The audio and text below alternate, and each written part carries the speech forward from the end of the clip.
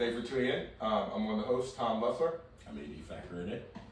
And today, I think we're going to go, if we get there, two different segments. I want to talk about, I guess, something that, more recently, the last 6 months, I think, love, people like fairy tale land, love is like all these emotions, all this, and I think that real love is a choice. Yes. And also I want to talk about, if we get to it, just presence, and something that I'm currently really struggling with. And I was aware of this going in, is like I really feel myself just like the almost like a IV of just like the numb drug is coming in, because it's like it just, as things progress, like just the prolonged kind of stress of the business has been there. And honestly, it's been me also not consciously making an effort to detach from it in a healthy way, because I guess it's a fear, anxiety / fear of detaching because of fear of something could happen. Yeah. Which is stinks because it's been confirmed every time I do try to detach, or I think I'm gonna detach, and my confirmation bias is confirmed until I have somebody right now that can step in and take that spot. Yeah. But let's talk about. Okay. Nice. All right, you just threw a lot at me. So love. So to kind of talk to your question about the decision of whether or not love is a decision or not, I mean, I think clear as day it is a decision. Someone has to decide to love someone. Funny enough, as you know, I'm a person of faith, so in the Bible, men are commanded to love their wives. Men, love your wives as Christ loves the church. That means you're almost sacrificial to your wife. In other words, it's very important that you live as a servant leader to your wife. Interesting enough, the only command given to women is to submit to their husbands, meaning they have the strength to overrule and veto everything you say, but they have to exercise meekness in that, hey, I know more than you on this topic. Because you're the head of the household, I'm gonna submit to your decision, if that makes any sense. It doesn't mean you're stupid or crazy or that stuff. It's just that you're just hey, listen, I thought that how I feel was I really think our son should play soccer and the cello, but you seem to have noticed that he has a better liking to baseball and the piano. So whatever you say on the finality of this decision is okay, but I just want you to know that this, and this. And then understanding husband will be okay, I see what you're saying about soccer. Let's wait this year not to do the soccer. We'll do the cello and we'll do baseball. Do you understand what I'm saying? Coming to an agreement with the full understanding that that's the president. You know what I mean? You're just an advisor in that way. And I hate to put it that way, but that's just how it is. I think that's the clearest picture to do is 100%. And it's respectful because, again, the husband is dealing with the wife with understanding because he understands that she's emotional and that she also will see things at a different lens that he wouldn't because he's just a logic-driven person. So, again, tying this back into love, because love is the thing that the man is given to for the woman and the woman is submission, it shows that the man falls out of love because God in his infinite wisdom is yo, dude, keep loving your wife. Don't stop. Women, on the other hand, they might not like a guy initially, but once they fall in love with someone, it's very difficult for them to get out. They bond more. While guys, they can fall in and out of love, frequently. So I think that, as simple as it sounds, God is right in that. Yo, dude, I know for a fact, in my past life, how quickly in and out I'd fall out of love. But the other person is, crazy, and I'm just, crazy for me, and I'm I actually want nothing to do with this. Do you know what I mean? So I couldn't agree more. So that's why I say love is a decision. Because I think you go kind of just my viewpoint of things, I outside perspective, you can see guys more openly able to sleep with multiple women. Literally. And not get attached. And it seemed kind of okay versus you see. I mean, today's age, it's crazy, but still, even someone being Girls at home, get like more they still attached. love, They get being- attached. they still have someone they get attached to, bro. Yeah, like girls tend to like I think especially like The whore's promise. It's like even though she's whoring around, like even a straight up sex worker, still is looking for that knight in shining armor. Believe it or not. yeah. Like, which is wild. Like someone to take her out of that situation. Because like my thought experiment is like I know, at least from like anecdotal, like from an outside perspective, that when a guy sleeps with a woman, he could like if he generally says like I just want to like have sex with you, Yeah. he could generally do that. Just want that. Yeah. But a woman, most girls, like if they say I just want to like I could just have sex with you, that it doesn't It's not work. true. It doesn't work. You know, like because then like it usually leads like I've just seen it plan out so many times. Like you know. Like we're just gonna be friends with benefits, and the girl's like, yeah, that's. And the guy's like, yeah, I just want to be like, you know, immature guys just like, yeah, we'll be friends with benefits, and the girl's like, yeah, me too. And then, like, either a week in, 2 weeks, 3 weeks in, the girl's like, and like the guy's like, oh, I'm gonna do this, and the girl's like, what? Like, what's going on? Like, you know, so I think it's just like it's just evolution. I think it's just like it's I don't know what it is. But also going to the other point about submission, I feel like submission is very in line with respect. It is. It goes hand in hand. Because even as a servant leader of the household, you're submitting to your family as well. Submission is a two-way street. Like, you only submit to someone who submits to you. Mm-hmm. So in other words, if the husband deals with the wife with understanding and like rules his house well, meaning he serves them, it's very easy for them to submit to him. Because they understand that he's not a tyrant leader. So submission, I think, is also a two-way street. People don't realize that. They just think it's like, yeah, I am the king and everyone bows to me. But no, it's a two-way street. It's like, you know, your wife likes the house a certain way. Your wife likes, things done in a certain order. So you do all those things. You're catering to her needs. And through that, she's like, all right, I feel safe and secure in your love. Because, again, how do you show love? Through acts of service, right? You can blabber about it all you want, but your actions will show. So that's why I was like, you know, submission is a two-way street because you submit in showing your acts of love, and through that they feel secure and that they can also reciprocate the submission. And you saying this, like how it's like a two-way street, I think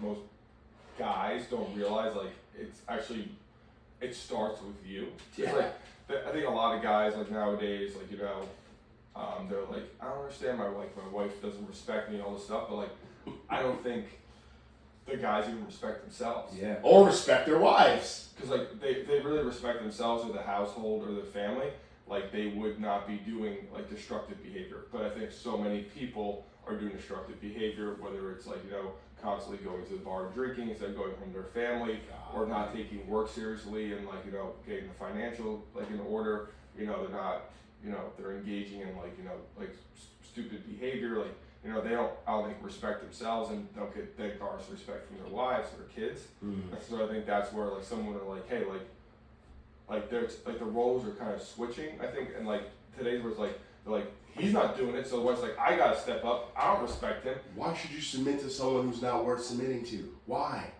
It's like the same way people complain about leaders and presidents. The reason why someone complains and calls someone not their president because they don't feel as though that person is serving them.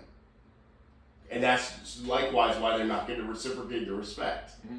But I see guys in these situations and they're like, they just complain about it. They're like, my wife doesn't respect me, like whatever, like, you know, she doesn't listen. Like, I want to listen to, like, I want to listen. I think she's doing the right. She's like, she doesn't want to do it. Yeah. But she's like, I got to do it. She's like, I got to take care of these kids. Or are you taking out the trash? Are you doing what you need to do to even demand that kind of respect? Yeah, like you're, like I just see. I'm just gonna get it because you have a penis and testicles, bro. Yeah. Like, and you're just not. No, and I think that's like the problem is like I don't think they like, I don't know if it's an awareness issue with guys that they don't fully understand, but they complain about it, like, my wife doesn't respect me, or like she just does this. But I'm like, from an outside perspective, I'm like, I want to respect you either. Like, you're fat, you're out of shape, you don't eat well, you don't take out the trash, you don't understand the basic needs of the household, you don't interact with your kids, at work you're mediocre, subpar. Like, you add all these things together, it's like you have a track record of inefficiency and and lack of execution. So why would someone now put you as their leader? Mm-hmm. Like they feel like they've been perplexed. They've been tricked into like being with you. Like, quite frankly, it's crazy, bro. It's crazy.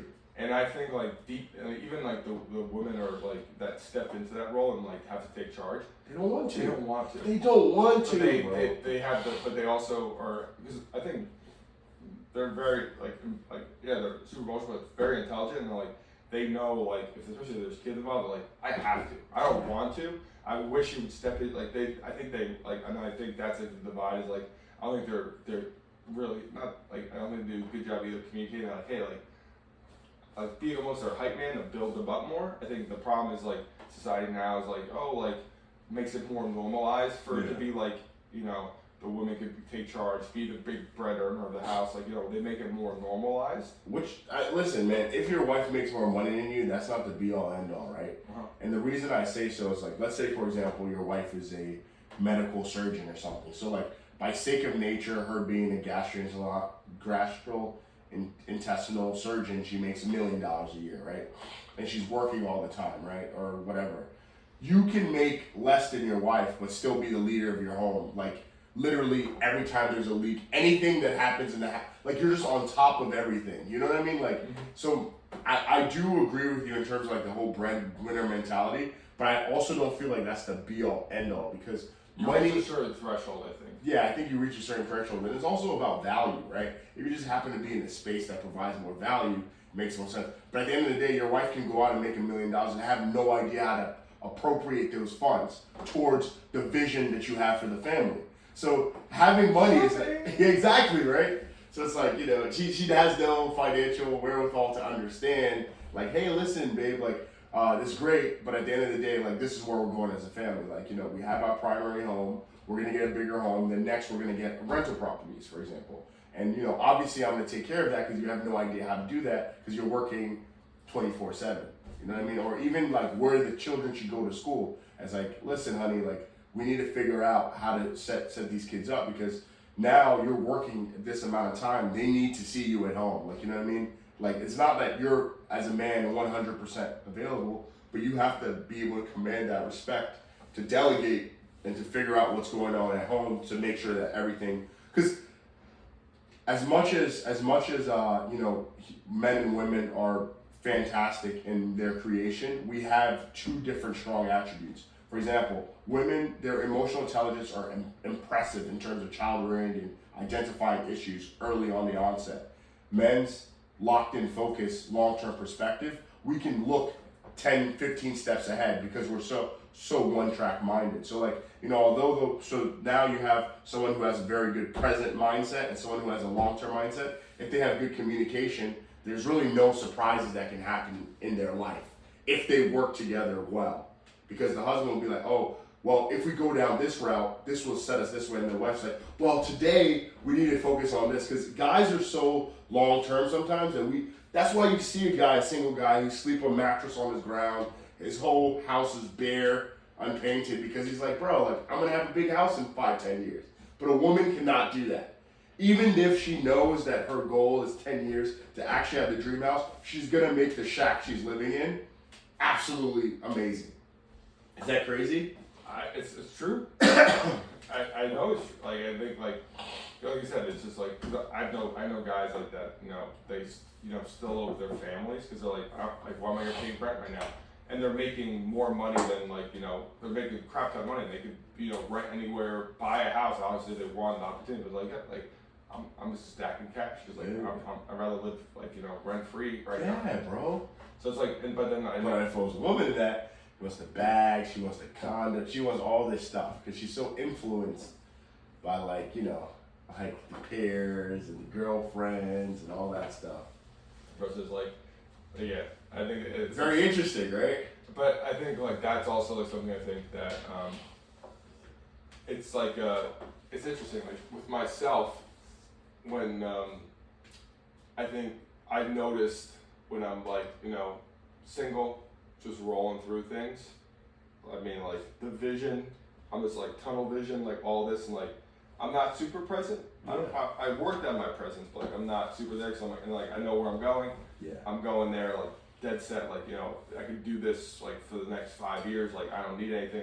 I'm locked in. You know. Yeah. And then like I think when a relationship comes into play, it's like it kind of grounds me, like springs like a root here. It's like, okay, we're here now, so like not that to slow down, but it's like, how do I make this moment, or instead of looking 5-10 years, how do I make the next 6 months or year more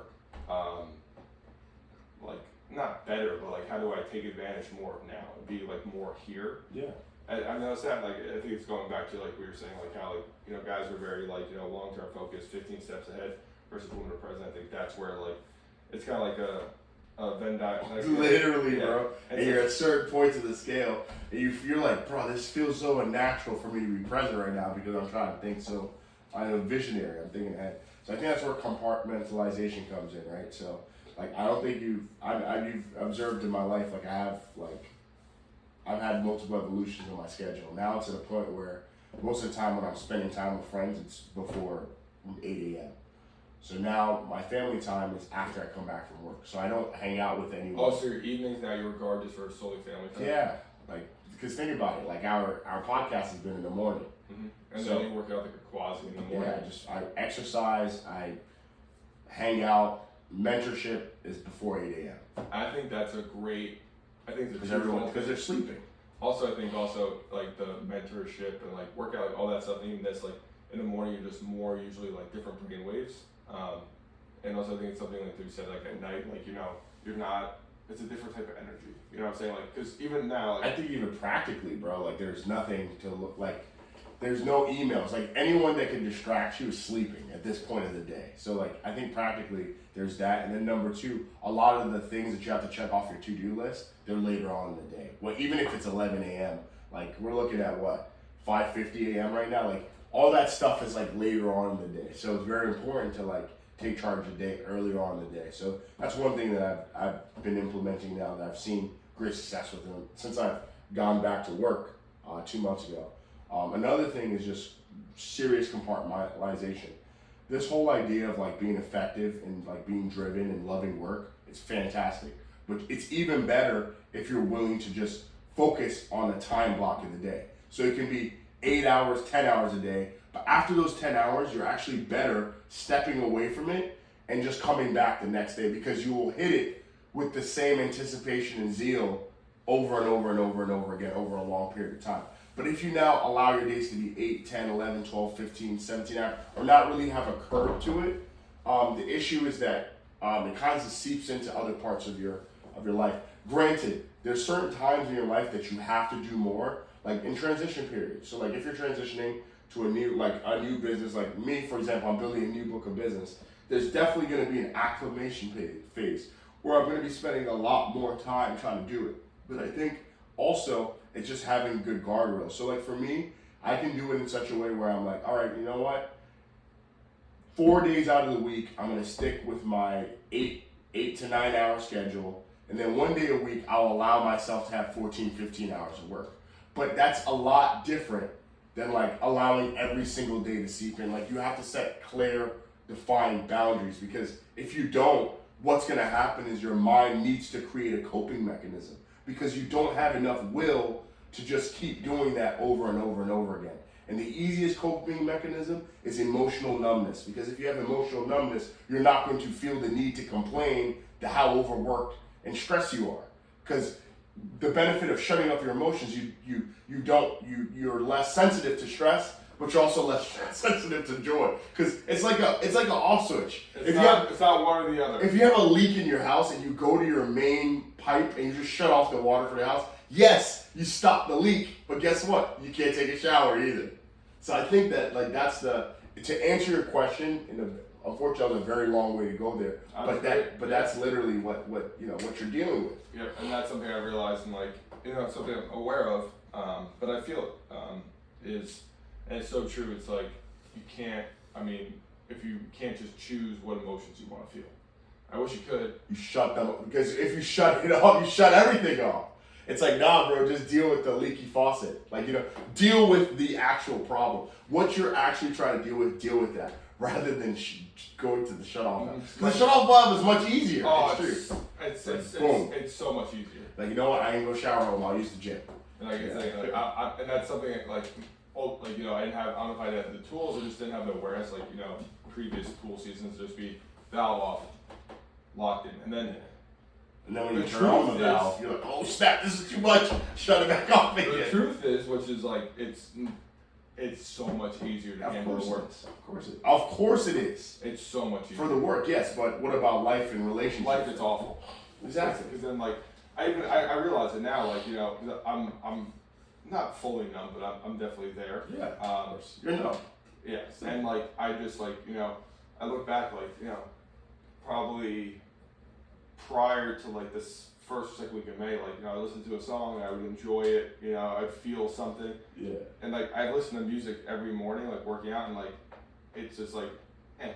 Yeah. You know, I haven't felt like that, like, you know, and then this is where it gets scary for me, because like, now I'm like, I want to feel the good, and like, I want to feel, but like, that's why I'm like, kind of like seeking, I'm like chasing like either more caffeine, the hope that I'll feel it, or like even like sometimes I be catching myself like at night, like I'm wanting to eat more, so I'm like I want to feel that feeling. Yeah. And that's even like wanting to, like, you know, like do like psilocybin mushrooms again, like to feel that feeling, because like that's exactly why I always recommend people to avoid drugs or external stimulus in the first place. Yeah. Because again, when you shut off the valve, it like you if you try to turn it on, it's too overwhelming. So you're like, all right, I'm not going to turn it on. I'm going to try to bring an agonist or something in the room to assist me with turning it on, right? But what comes with that is a host of uncertainty, because you don't know what's going to happen at that point. Another thing to think about too is like in your specific situation, it's like your fear of something happening. One of the easiest things to do is to take 2 days off from work, and I just can't logistically. And that's great that you said you can't, but you just got a truck, and you had to take basically 2 days. I was there taking calls all the time. No, but I'm saying that you had to like step away in a way, like, you know what I mean? It was. I felt rude in a dealership because like I was like, you know, taking calls, like and like that's like, and that even adds to me stress. Me being present.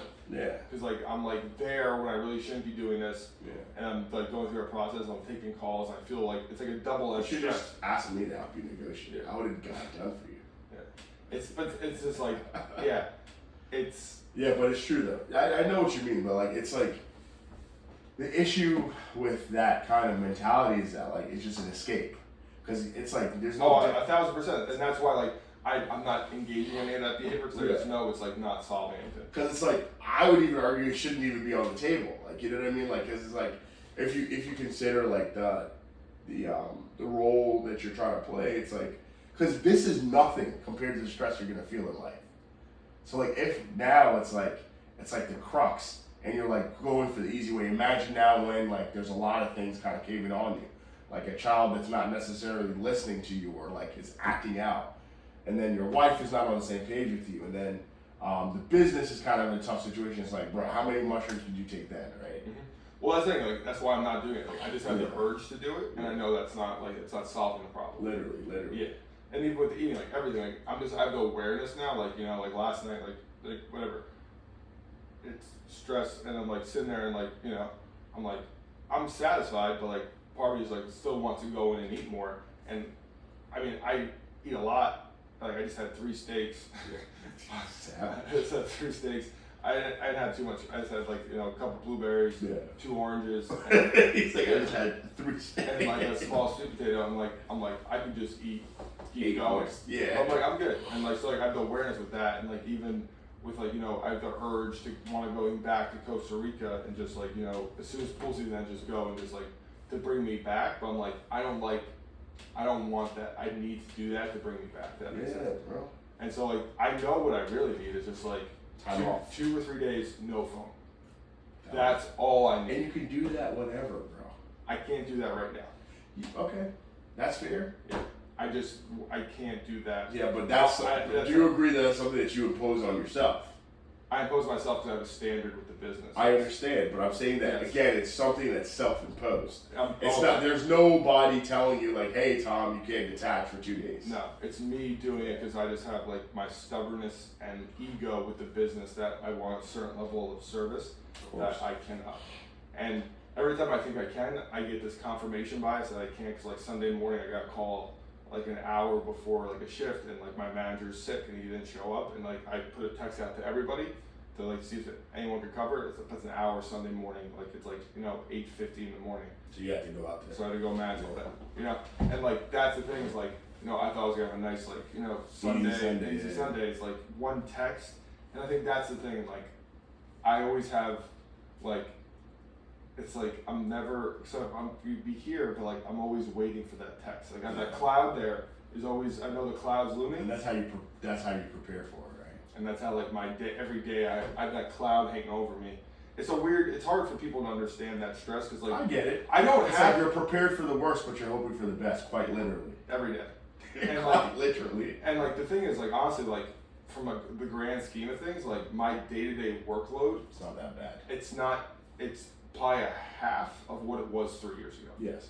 However, the cloud, the mental what's it called? The mental strain of thinking of what could happen. I can imagine how that's anxiety, bro. That's anxiety and fear. Like that cloud, it just takes away from like the enjoyment of any little thing. Because like everything Even lunch, like you're eating and your phone is it's literally from like usually like 8 a.m. to 8 p.m. Like every day, 7 days a week, that anxiety's real. Yeah, I know. And like that's something that like I can't relate. Yeah. I can't lie to you. I just cannot relate because I don't care enough to do that. Like, granted, like I do care. I'm a very competitive person, and I'm so competitive, and I want to win so bad that I know how to shut off that fear and anxiety because it's not going to help me. Like the 3 All-Americans I got, at those moments I was able to shut off the fear. Like it's like, no, like what if I fall or what if this doesn't work out? Well, if I think that way, that's what's going to happen. So I'm able to shut it off. So I think you've got to really dig into that competitiveness and just be like, you know what? I'm actually going to be better if I can find out how to stop worrying about this. It's not even, for me, it's not even like a worry thing, because like, in the past, like, I used to shut it off. Yeah. Like, that's the thing, like, I'm choosing 2 evils. Yeah. Like, so, okay. Probably, like, before I went numb, I used to shut it off and, like, I'm going to be fully here, like, it's like a Saturday, like, I'm going to hang out with my friends, like, not worry about work, and then I'd be, like, finally, like, let loose all that, like, cloud, what cloud? Nothing. I'd get a call, and I'm, like, fuming. Like that's why I'm punching my steering wheel. I'm getting like crazy aggressive because I finally try to fucking relax, and this happens, and like I'm just like punching the steering wheel, punching the car. It's more of an outburst. Yeah. But again, it could not be that. It could be just like an outburst, or just internally I'm just like pissed, I'm worked up, I'm furious. Versus I choose like. But my question is this: what? But can't you just control your reaction to it? It's like okay, someone just drowned in your pool and died. It's like, oh wow, that's so sad. Like, there's nothing you can do about it. The person's dead. But I'm just saying that like you getting pissed and like it doesn't change. I don't get pissed now. Okay, yeah, I know that's not. Like I'm just saying like that's very important to highlight because I don't get pissed now because it's like I'm prepared. I see what you're saying. The best of 2 evils. So like. In other words, you're like one of them where I fully let go, release, and try to do it. One where you're like, and then when something happens like that, it just throws me off. And then one where you're fully wound up. And the other ones where it's like, hey, like I'm prepared. I always have a little. So is it impossible to be in the middle? It's impossible to. For me, I'm working through. I don't think it's not impossible. I think to get the level to get off of that is to hire. The thing is to hire a CEO or a COO, someone to handle that stress. It doesn't have to be every day, but I need somebody who's competent and like I trust that could do, and that's the only way at least my right now out of it is because I got the best systems and processes, all that stuff. But as I've realized, there's things that happen you can't prepare for. Literally. And so I need somebody who and you need someone who's going to be there just like how you would be there. 1,000%. Someone who would be able to go out to the pool like how you did. And handle it properly, confident that they'll do it. Like, and so that's where I see like that's where I gotta hire somebody, like a legit player. And so that's my next move, because like, you know, I've done the things like I've got a good accountant, I got a good bookkeeper, I got an amazing HR person, and I see my workload again, but just the one thing, and like that cloud that's hanging over me, I realize it takes so much energy out of me. Because I realize now with like personal relationships, like I see how much it takes out. So with work, it's the same thing. Because like, even when I'm working, I get a call, I'm like, oh fuck, like what could this be? You know, like I'm always like, you know, because then I'm never, and that, so it's just like that cloud is just there. And I realize how much it's affecting just my personal life, but also the business. Because I can't like be like, hey, I could be locked in and do deep work today for 8 to 10 hours versus like, if I didn't have to worry about that, versus if I have to worry about it, like the real work is only like 1 to 2 hours. Wow, but it's just it's breaking. The amount of like not pressure, but the amount of like just staying ready. It's like you're in the barracks, like yo, like they could call us out at any point. I'm just like It's sitting like there, SWAT, like SWAT, sitting in the truck, just waiting to go. Yeah. Like that's so savage, and you spend more time with nothing to do, and then you feel like the fun. You take off the helmet, you're like, all right, I'm on the beach now. It's like, yeah. So that's like the weird thing. Something you're just gonna have to work through, man. And that's something. And I don't know how long it's gonna take you, but believe it or not, I've been there. I believe it. But I just made a decision one day. I was like, you know what? I can't live like this anymore. Yeah. And that's. And I've accepted the fact that like that things aren't certain are gonna come by. Mm-hmm. And I know that. And I'm just gonna deal with it. And that's the thing, like that's why I don't get worked up anymore. I just know it's gonna happen. Like, I'm just waiting. Like, but that knowing is still like the. Yeah. It's like the sitting in the truck and like, bro, like I'm done with that, bro. Mm-hmm. I'm gonna be at the beach. Okay, y'all need me in 10 minutes? All right, cool. I have all my stuff in the trunk. I'll come out. Or I left all my stuff at the base. I'll come through and get it done. Yeah. Like I'm just like I will get it done. Yeah. But like for me, I guess it's. But maybe for you, it's more comforting for you to sit in the truck because you don't 1000%. like it that much, yeah. So I don't like being on the beach, you know, like, you know, I'm vulnerable just laying there, like, trying to get some sun, and then I just get, like, I just see, like, someone throw a grenade at me, like, oh, crap, like, versus, like, if I'm in the truck, I see a grenade, I throw it back, I'm like, get out of here, versus I'm laying here, a grenade comes, I'm like, oh, crap, I gotta, like, react, versus, like, dude. I'm here, grenade, poop. I see what you do. So it's, like, it's a different, and so the toll that I realized that being in that truck since Memorial Day is taken on my, like, I just like. On your human psyche, it's just absolutely absurd. So how much more time before the season's over? So this is where it gets tricky. So my main push right now, being in the truck mainly, is until Labor Day. Okay. But the annoying thing is, close out all the pools. A lot of pools do extra weekends. So I really can't be out of the truck until after the third weekend of September. So Labor Day weekend, then I have pools that are doing 2 extra weekends. Yeah, 4 more weeks. 4 more weeks. But at least during the week, I don't have to be fully in the truck. Yeah. Because like I don't have any pools open during the week. Yeah. Stuff can still happen, but like it's not like it's crazy. It's not as but just things is like, you know, I have like ideally it would be like, okay, after Labor Day, like, you know, hang up my helmet, you know. Yeah, but we were changing the narrative of the pool season. It's not gonna suck. Yeah, it doesn't suck. Like this has been one of the best ones, so it's like by far the best ever. It's just 4 more weeks. I think the way you gotta look at it is 4 more weeks to reassess honestly everything, or 5 more weeks to like you've done bulk of the work. Your season, the pools have been open longer than they're going to be until the rest of the season. So I think it's just make it to the finish line, and then when you're done, take a week or 2 not to think about it, and then come back and then go to the drawing board, and then we'll go to the drawing board and see what worked, what didn't, and what to consider. I'm excited, like, to do and we've podcasted through it, so. And you could see it because you're very aware, but like, I haven't even gone back with the old episodes, but it's very interesting. Like I know when I showed up to here and like I was excited for podcasting, all this stuff. Now it's like it's just like try.